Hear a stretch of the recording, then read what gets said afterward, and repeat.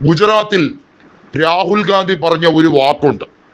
കോൺഗ്രസിന് അള്ളുവെക്കാൻ ഇപ്പോൾ കോൺഗ്രസിലേക്ക് കടന്നുകൂടിയ ജനകീയരല്ലാത്ത പലരുമുണ്ട്. അവരെയൊക്കെ ഞങ്ങൾ പുറത്താക്കും. മാത്രമല്ല, രാഹുൽ ഗാന്ധി DCC അധ്യക്ഷന്മാരുടെ യോഗത്തിൽ പറഞ്ഞ കാര്യം തന്നെയാണ് വ്യക്തം. ഗ്രൂപ്പ് കളിക്കാൻ ആരെങ്കിലും ശ്രമിക്കുന്നതായി റിപ്പോർട്ട് കിട്ടിയാൽ അവരെ ആ സ്ഥാനത്ത് നിന്ന് ഉടൻ തന്നെ മാറ്റുന്ന സാഹചര്യമായിരിക്കും. ഗുജറാത്ത് കലാപത്തിലെ നരോദയ പാട്ടിയ കൂട്ടക്കൊല, അതിന്റെ രാഷ്ട്രീയം കൃത്യമായി വിലയിരുത്തപ്പെടുകയാണ്. അത് മുമ്പെങ്ങുമില്ലാത്ത രീതിയിൽ ഗുജറാത്തിൽ പോലും വീണ്ടും വീണ്ടും ചർച്ചയാവുകയാണ്. നമുക്കറിയാം, സംഘപരിവാറിന് ഏറ്റവും വലിയ ആധിപത്യം ഗുജറാത്തിൽ. അവിടെ പ്രതിപക്ഷത്തിന് മത്സരിക്കാൻ പോലും സാഹചര്യമില്ലാത്ത രീതിയിലാണ് സൂററ്റിൽ ലോക്സഭാ സീറ്റിൽ എതിരില്ലാതെ വിജയിച്ചത്.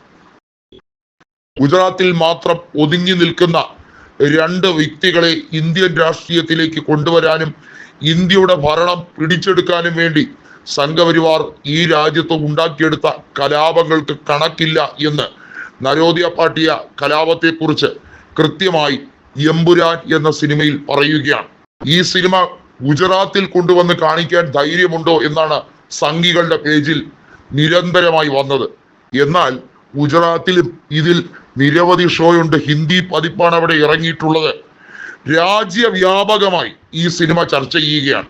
ഇന്ത്യ ടുഡേ അടക്കം, NDTV അടക്കം എല്ലാ ദേശീയ മാധ്യമങ്ങളും, റിപ്പബ്ലിക് അടക്കമുള്ള ചാനലുകളിൽ ഈ സിനിമ ചർച്ചാ വിഷയമാവുകയാണ്. കള്ളക്കേസ് ചുമത്തി ഭരണകൂടം കാരാഗ്രഹത്തിൽ അടച്ച മുൻ ഗുജറാത്ത് IPS ഉദ്യോഗസ്ഥനാണ് സഞ്ജയ് ഭട്ട്. അതുപോലെ തന്നെ അദ്ദേഹത്തിന്റെ ഭാര്യ അനുഭവിച്ച യാതനകൾ ഉൾപ്പെടെ നമുക്കറിയുന്നതാണ്. അവരാണ് നരേന്ദ്രമോദിക്കെതിരെ തെരഞ്ഞെടുപ്പിൽ മത്സരിച്ചത്. നിയമസഭാ തെരഞ്ഞെടുപ്പിൽ ഗുജറാത്തിലെ മണിനഗറിൽ നിന്ന് മത്സരിച്ചത്. അതുപോലെ ജസ്റ്റിസ് ലോയയുടെ വിഷയം നമുക്കറിയാം. അമിത്ഷായ്ക്കെതിരെ വിധി പറഞ്ഞ ജസ്റ്റിസ്. അതുപോലെ തന്നെ സൊറാബ്ജിത്ത് ഷേഖ് വ്യാജ ഏറ്റുമുട്ടലുമായി ബന്ധപ്പെട്ട സാഹചര്യത്തിൽ അമിത്ഷാ ഹാജരാകണം എന്ന് പറഞ്ഞ ആ ജസ്റ്റിസ്, അദ്ദേഹം മരണപ്പെടുന്ന സാഹചര്യം ഉൾപ്പെടെയുള്ളത് അന്വേഷിക്കണം എന്നതായിരുന്നു. ഈ ചിദംബരം ആഭ്യന്തരമന്ത്രിയായിരിക്കുമ്പോഴാണ് അമിത്ഷാ ജയിലിലാകുന്നത്. അമിത്ഷാ അതിന് പകപോക്കുകയും ചെയ്തു. ഒടുങ്ങാത്ത പകയാണ് അമിത്ഷാ കാത്തു സൂക്ഷിക്കുന്നത്.